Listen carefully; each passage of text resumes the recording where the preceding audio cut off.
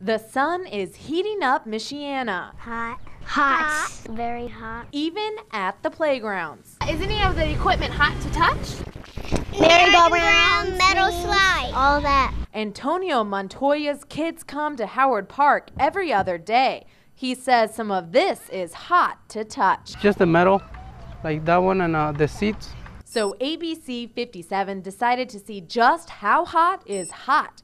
We grabbed an infrared thermometer around 12:30. This tire swing that Montoya's kid was on rings in at a max of 129 degrees. And doctors at MedPoint 24 say this equipment can be dangerous. People coming with first, second degree burns because, you know, the kids go out to play in the park. This slide registered at a max of 155 degrees, but for Juanita Hill at Twin Branch Park, she says the kids don't seem to notice. On the slides and the hot equipment. In fact, it doesn't even seem like they notice it at all. And that can be the problem. When children are playing, you know, they tend to disregard pain. It's been a couple hours and I'm now back to Howard Park with the thermometer to see if temperatures have changed. The tire swing's max temperature jumped 27 degrees in just about 3 hours. And the slide, the max jumped 9 to 164.